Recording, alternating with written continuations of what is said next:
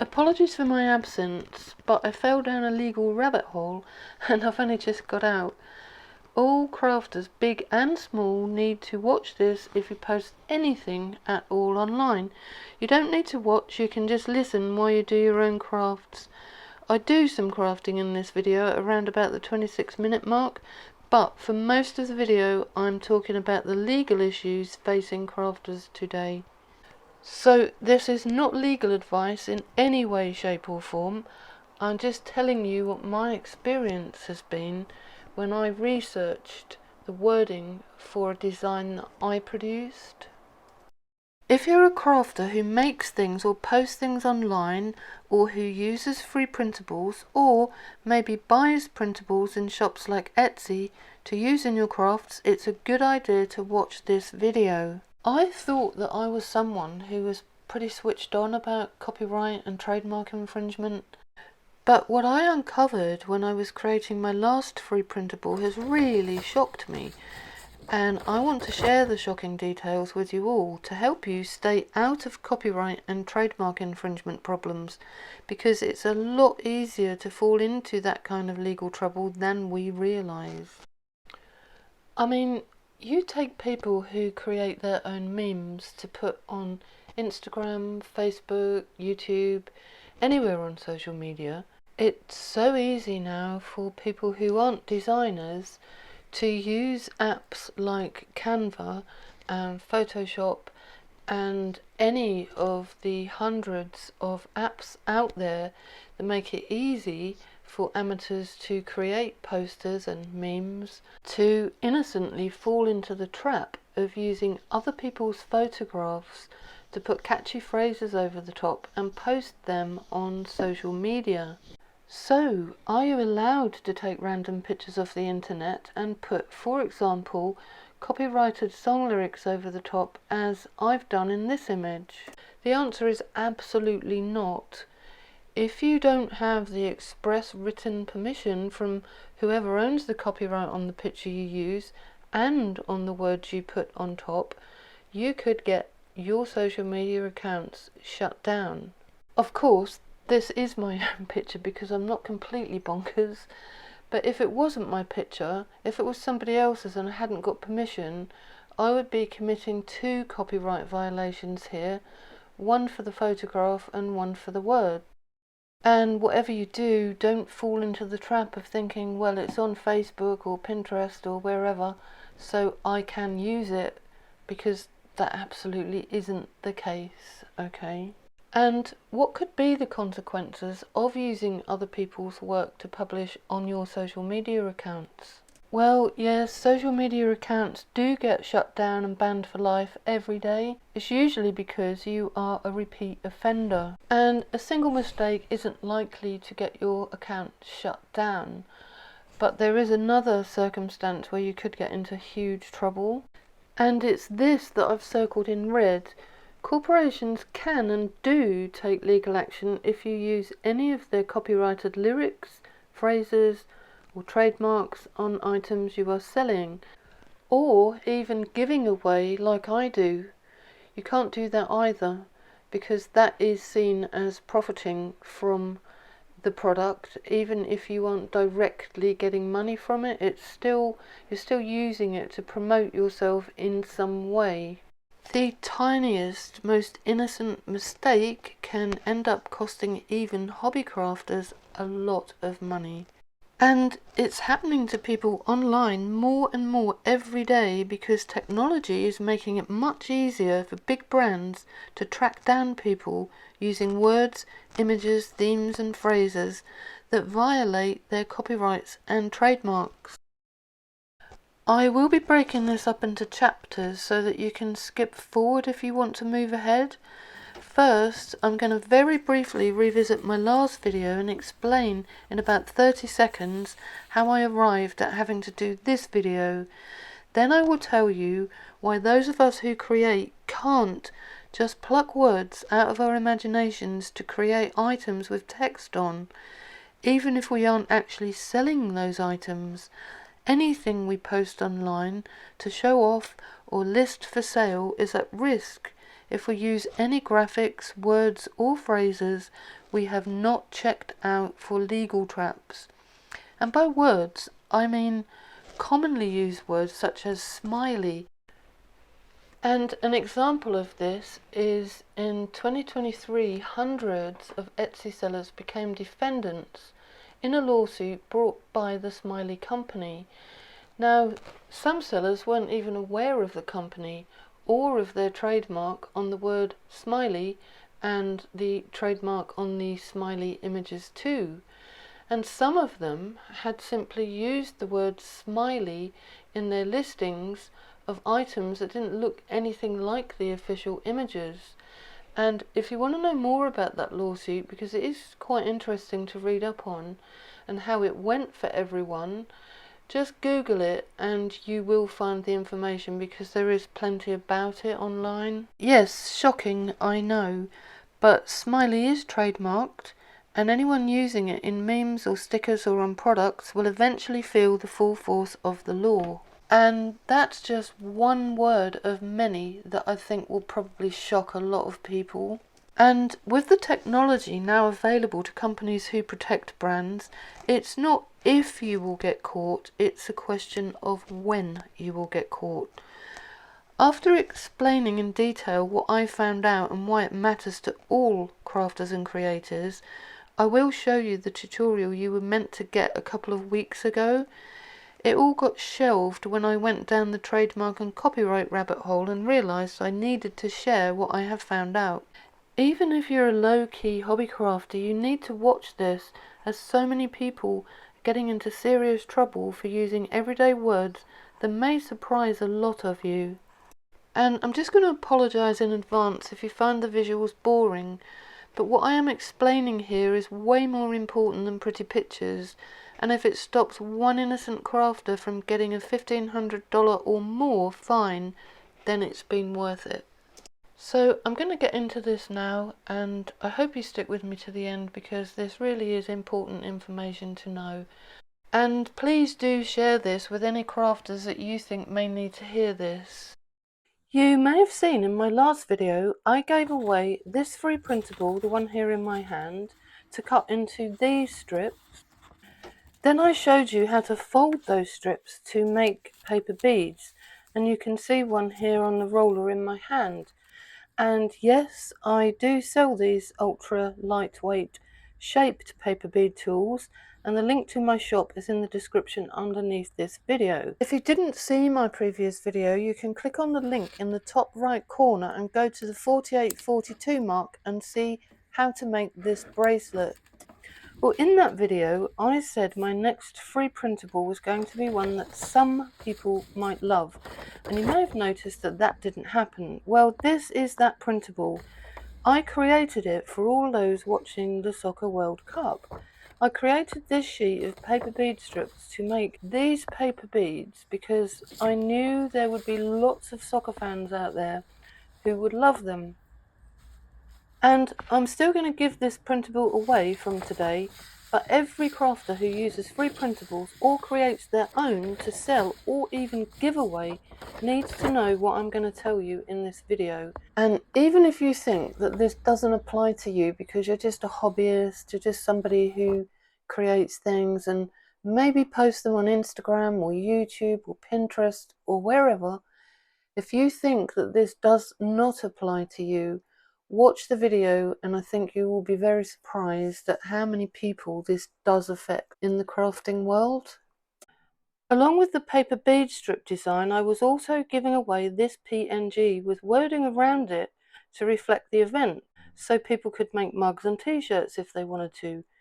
I was pretty certain there wouldn't be an issue with the wording, but something told me to check it out, and wow. I opened a gigantic can of worms that every single crafter needs to know about using everyday words in their work. So this is the wording that I thought would be fine until I ran it past my AI agent and got a huge fat no. You absolutely cannot use this wording. And from there, the AI agent brought me up to date with all the technology that's being used online now by all the big trademark holders like FIFA to track down people who are using their trademark words and symbols. And it also explained to me why it's so important to understand these things, especially if you are either selling printables online or doing like I do, giving them away for free, because not only would I get into trouble if I had gone ahead and used this free printable with these words on, but anybody else out there who innocently downloaded my free printable and then proceeded to create something with it that they then put online, then that person would be in deep trouble as well. So after lengthy discussions with the AI agent, this was the legal wording we agreed I could safely use in my design, knowing my subscribers wouldn't get into trouble if they sold something with it on. But in all my discussions, what I've realised was this is just one example of the massive legal traps that crafters and innocent small-time sellers walk into every single day by using common words that you would never know could result in a lawsuit. I think we all know by now that you don't mess with Disney or Pixar or DC Comics or any of the obvious trademark characters. And you may be thinking, but there are loads of people on Etsy selling trademark items, and there's even still a ton of unofficial World Cup merch freely available online. And when I asked the agent if any small online sellers have been licensed to sell official World Cup merchandise, this was the answer I got. Now, this is just an answer from AI, not from a lawyer, but everything I've checked out comes back to this information. No, FIFA has not licensed small individual or independent Etsy sellers to use its protected trademarks, logos, or brand names. So, why are there so many people selling trademarked items on Etsy and appearing to get away with it? And why are social media platforms and online sales platforms even allowing these listings? Well, the answer to that question really shocked me. It all comes down to a legal loophole which is known as the safe harbor laws. Now, under an American law called the Digital Millennium Copyright Act and the General Trademark Statutes, online platforms enjoy a status called safe harbor, and the law also says that as long as platforms like Etsy or Pinterest act merely as a host, a bit like a digital bulletin board, they cannot be held legally liable for what users upload. And to keep this immunity, the platforms are only required to remove an item after the official brand owner, like FIFA or Disney or anyone whose trademarks have been violated, submits a formal legal complaint. And the reason why this is not going to change anytime soon is because if, for example, Etsy started actively judging and filtering listings beforehand, they would lose their safe harbor status. So legally, the moment a platform starts policing content, they become responsible for all content, and they prefer to stay completely blind until a brand complains. And here's the kicker. There is a financial conflict involved because the platform makes money from the listing until it's gone. And this is the cynical reality of online marketplaces. Platforms have very little incentive to stop an illegal listing at the door.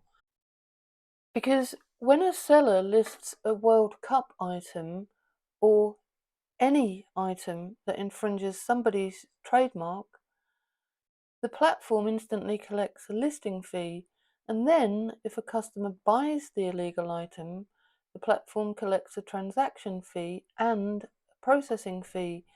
And if the seller has paid for ads to promote the item, the platform makes even more money. And so the result is the platform profits from the infringement every single day that the listing remains active. And when FIFA or whoever finally issues takedown notices weeks or months later, the platform deletes the listing and keeps all the fees they already earned, and they face zero legal consequences. So, what does this mean for anyone tempted to pirate designs or even create designs based on a trademark theme, such as Harry Potter, for example? Because there's loads of examples of that on Etsy at the moment. If you Google Harry Potter printables, there's quite a few that come up. So the number one rule is don't be lulled into a false sense of security just because everyone else appears to be posting, say, Disney rip-offs or the Warner Brothers Harry Potter style printables and getting away with it. Because the online platforms will gladly let you upload illegal designs and even take your listing fees for them. They are legally protected from blame and they make money off your shop right up until the official brand submits a takedown notice. And by the time the legal hammer drops, the platform walks away with their profits and you are left with a banned shop. And it could be a lifetime ban. And it's not just sellers that get into trouble, it's anybody who posts anything on any platform when the thing that they're posting has a character or a word or a slogan that is trademarked.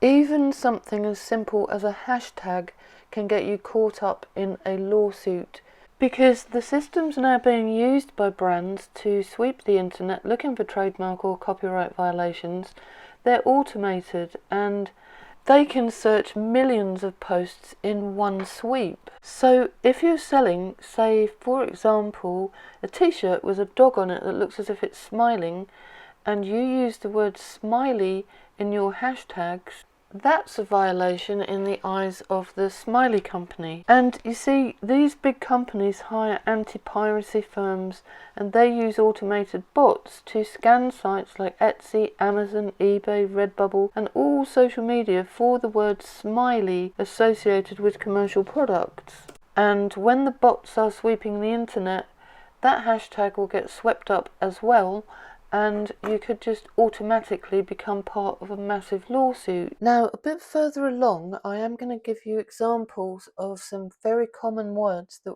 I think will surprise many people. I already gave you one example, and that was the word smiley, and the Smiley company does own the trademark and the copyright for all the smiley images, and of course the word itself. But that's one of many common words that you just wouldn't realise can get you into so much legal trouble. And as I said, it isn't just sellers who are at risk, it's buyers of trademarked items as well. Let's say, for example, you go onto Etsy and you buy an illegally designed colouring page, say of Harry Potter, and you spend ages colouring this Harry Potter design in. When you've done, you decide to put it on Instagram. Are you at fault? Well, yes, you are, because that is not a licensed Harry Potter design. And when Warner Brothers does their next big sweep of all the online platforms looking for infringements of their trademarks, you will get caught up in that. And especially if you've used hashtag Harry Potter or mentioned Harry Potter in any way, your post or listing could easily get caught up in the next big lawsuit. And you may find you're having to defend yourself against a multi-million-dollar company just for simply posting a colouring page. So why on earth are people, especially small crafters, why on earth are they leaving themselves at risk of this kind of problem? Looking through all the online platforms, it's easy to see why crafters think it's okay to create posts or listings using images, themes, or words that are actually trademarked or copyrighted. You can do searches for practically any big character or slogan and find a ton of results, most of which are illegally created. And because people see these listings and posts, they assume that no action is taken against the creators. And it seems to be a case of people thinking, well, if they're doing it, it must be okay for me to do it. So when crafters see hundreds of Etsy listings selling Disney, Marvel, Harry Potter, whatever, and they assume it must be allowed. But as I just explained, it's not the platforms that get into trouble. They just make money from the listings and the sales. So they don't care, and they don't enforce anything until the trademark owner finds and reports the listing. So the active shops are simply waiting in a legal queue or playing a game of luck, and the existence of these listings or posts is not proof of their legality, so you need to keep that in mind. And there is another myth that people get caught out by, and that is the inspired by trap. So just because you add the words inspired by Harry Potter, you can't bypass legal issues. And it actually makes the violation worse, because using protected brand names in your search terms, titles, or descriptions to capture traffic is a direct trademark infringement. It proves you are intentionally using their brand equity to sell your good. You may be thinking, if these big brands are so keen to catch people violating their trademarks, why are there so many illegal posts and listings online? Well, to understand that, you need to know how the takedown and legal action process works. So, at the time of recording this, on August the 7th, 2026, the World Cup has been over for around about 10 days or so. And there's still plenty of illegal World Cup stuff for sale on Etsy. Much of it has been reduced, I have to say, probably because interest is going to be waning now. And you could be forgiven for thinking that a huge corporate entity like FIFA, perhaps they're just not going to bother coming down on these people. Well, that's absolutely not the case. It's not a question of if they will come down on these illegal sales, it's a question of when. And yes, these big corporations can be very slow at taking legal action. So, in the case of the World Cup, it's now been a couple of weeks since it's over. Illegal listings are still active, and this is because the corporate legal enforcement operates in very deliberate, massive cycles. They don't operate in real time. And I just want to make one thing clear here. I am using the World Cup trademarks and copyrights as an example here, but I want you to understand this applies to all trademarks. And the point I'm trying to make is the trademarks are not always obvious. It's sometimes common everyday words that have been trademarks. This is the message that I want to get over. Coming back to my own example, if I had unleashed this version of my design a few weeks back, I could have caused a lot of people to be in all sorts of trouble in the coming months. So thankfully I did figure it out and I changed the wording. I still haven't put this up yet as a free printable, and as I said, you're going to get the free paper bead strip printable and also this logo, but I can't imagine that anyone's actually really going to want this now. So I will put it up there just in case anyone does still want it. But if I had given you the original wording that used FIFA's trademark, and you innocently went and put that on a t-shirt or a mug or anything, you would have been in trouble, and it wouldn't have been any good as a defense to say I got it for free, or someone that I know on YouTube. That's no defense. You have to be really careful when you are using designs that have been made by other people, because you can't assume that other people have done their homework. Do you see what I mean? You could innocently find yourself the victim of a huge lawsuit, and what happens is they save this up until they've got thousands of people that have infringed the copyright. They don't generally go after people individually. They just launch a lawsuit. I'm not sure what you call it, whether it's called class action. I don't know what they call it, but they launch a lawsuit where there are thousands of people involved. So if you were just simply someone that used the word smiley in your listing, and actually your product is nothing like anything that the smiley company makes, just the fact that you've said hashtag smiley will be enough to get you caught up in that lawsuit. And it's costly to defend yourself, and quite often they will ask for money in settlement so you don't go to court. And really there's no clear way to defend yourself that I know of. I mean, I'm sure people do defend themselves, but do you really want that headache in your life? It's best that we use our own slogans, our own phrases, our own words, and check them out to make sure that they haven't been trademarked before we go ahead and put them online. And while I talk through some of the common everyday words that are getting crafters into trouble, I'm going to run the video of me using this free soccer printable, because even though the World Tournament is over, you can still use it to make soccer themed paper beads if you want to. And as I'm not giving instructions, if there's anything I do in the video that you aren't sure about, just drop me a comment and ask a question. And if anyone wants the free PNG version of the soccer design, I'm giving that away too, but without the wording, as it's all behind us now. The link to my free downloads page is in the description under the video.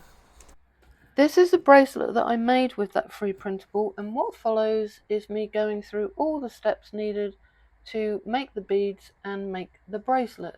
And as I said, if you have any questions, just ask me in the comments below. So now I'm going to tell you a few more of the words that could get you into trouble, words that you wouldn't imagine have got trademarks or copyrights on them. And I've already mentioned the first one, smiley, and I'm sure that will shock a lot of people. Now, in late 2023, there was a massive legal sweep that targeted hundreds of small Etsy sellers.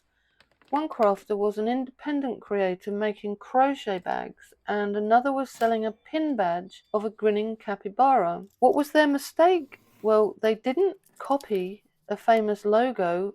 They simply used the everyday adjective smiley in their listing titles and tags to describe the cheerful item that they were selling. So what was the fallout from that? Well, because the Smiley company owns the word trademark for smiley across clothing and gifts, crafters had their PayPal and shop funds frozen and were held to ransom for thousands of dollars to settle out of court, completely unaware that they'd done anything illegal. And don't think that just because you're in another country, American law isn't going to apply to you, because if you're caught up in the lawsuit, then you are caught up in the lawsuit, no matter where you are. So then you've got the people who get caught out with the girl mum, boy dad catch. These common parenting phrases became wildly popular for digital creators, custom t-shirt makers, and vinyl decal crafters. And what was their mistake? Well, because the phrase is part of daily vocabulary, hundreds of new print-on-demand sellers put words like girl mom on hoodies and tumblers.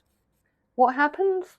Well, private individuals and clothing brands hold the official registrations for these specific word stacks in the apparel class.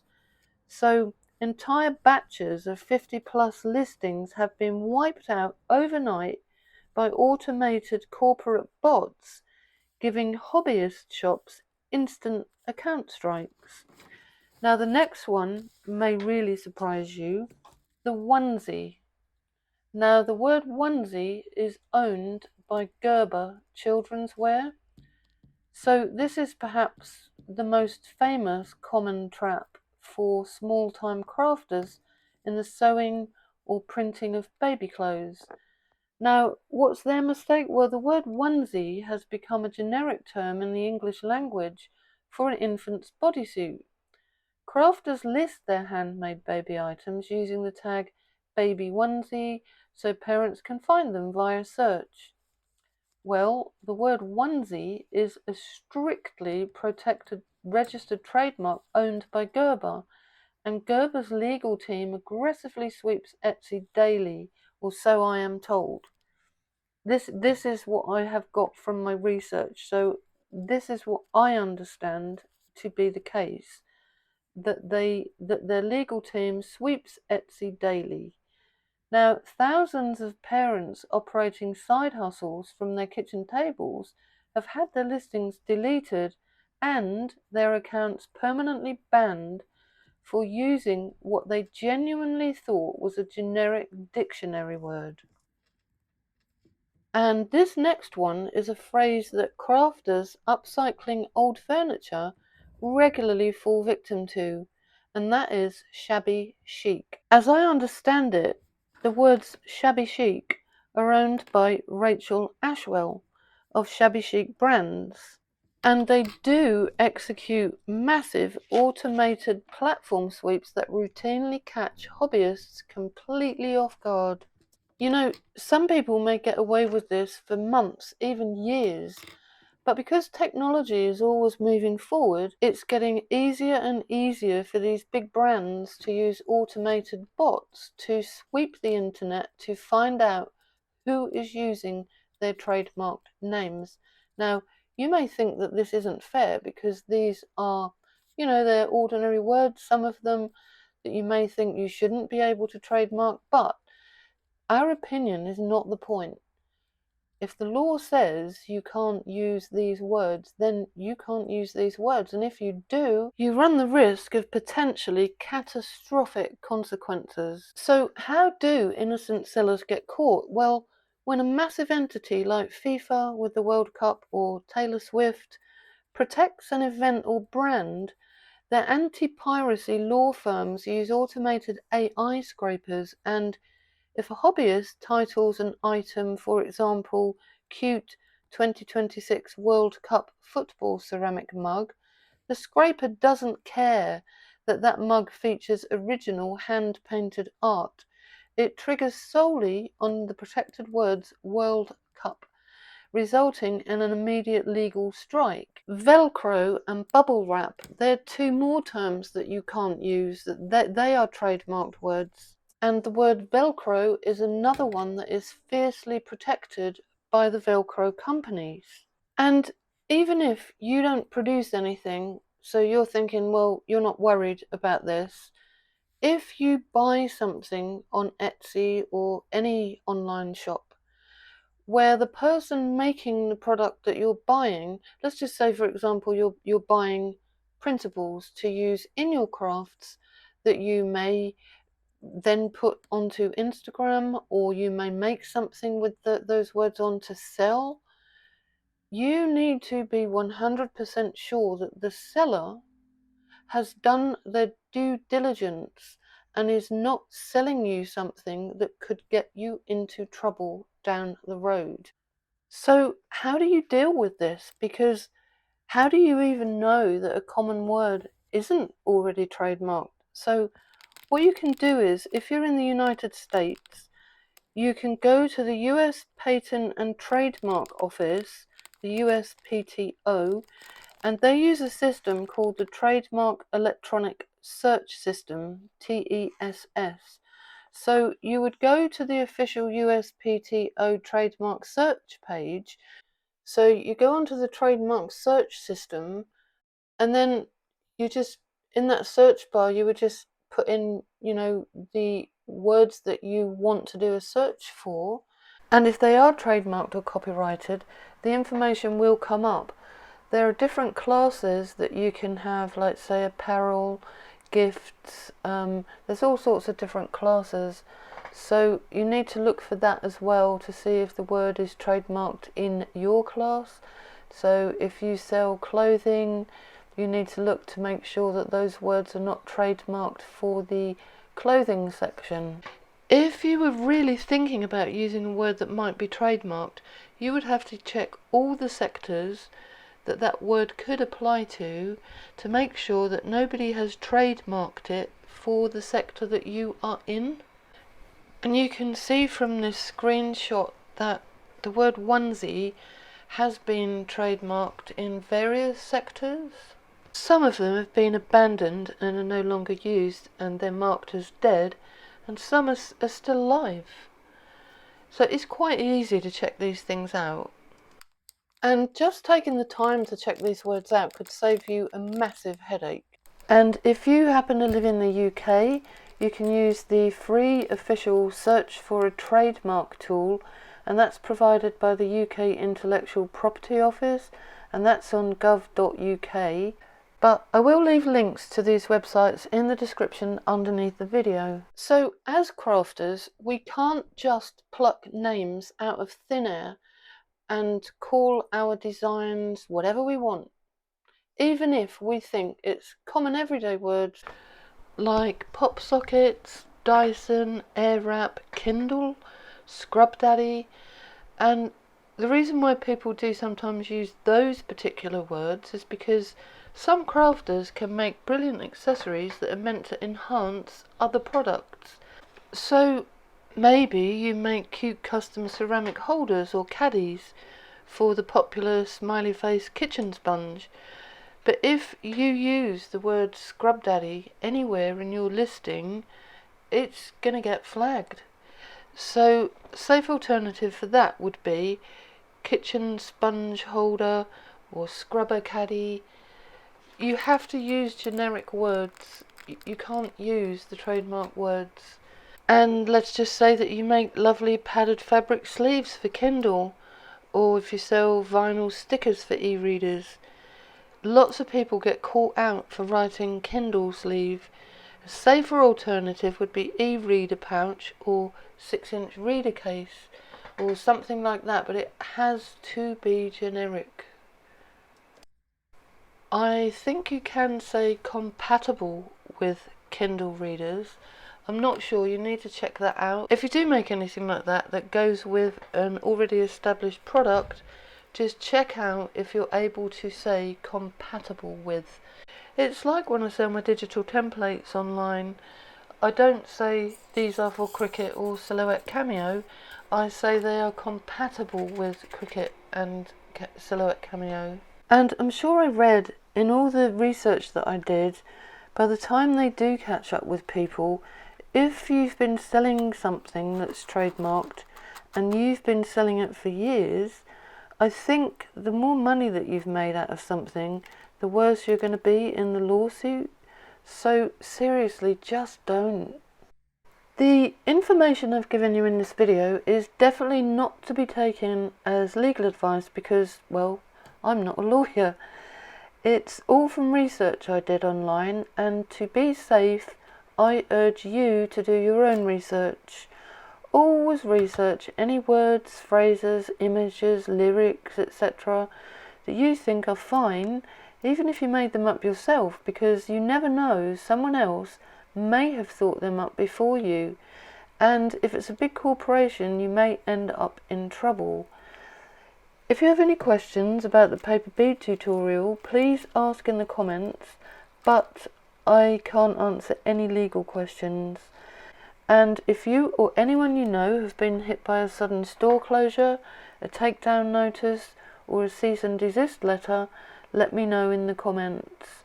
That's about all I wanted to say on the subject of keeping your crafts legal.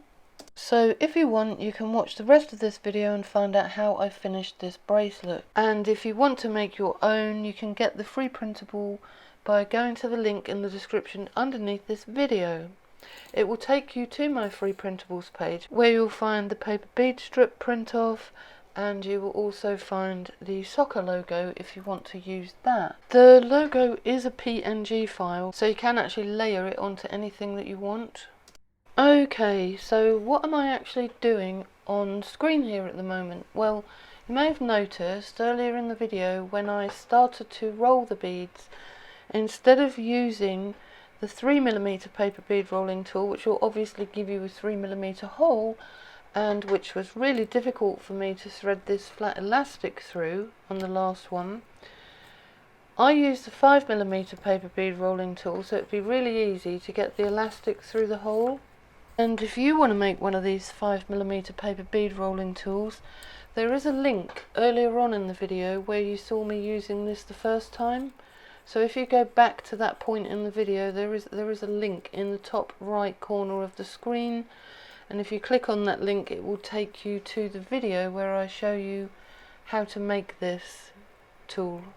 It's around the 2847 mark, and what I'm actually doing here is I'm colouring the elastic blue with a Sharpie marker. And the reason for that is, if you can see the elastic when you stretch it, when it moves around on your wrist, instead of getting flashes of white, it will blend in better with these beads. So if you do use flat elastic to thread your paper beads onto, you can change the colour of the elastic according to the colour of your paper beads. And I don't know if you can buy various coloured flat elastics. I have absolutely no idea. But I think the best thing to do is just to buy white and use Sharpies to colour it whatever colour you want. And obviously once it's dry, it's not gonna come off. And it doesn't touch your wrist anyway, so yeah, just an idea. And just to give the bracelet a bit of extra weight, I decided to use these magnetic clasps on either end. And if you want to get these clasps, you can get them on platforms like Amazon. I do have some in my Amazon shops, and you can get to my Amazon shops by going to www.funcraftstodoathome.com. And these magnetic clasps are another reason why I like to flatten my beads, because the flat beads fit really nicely into these clasps.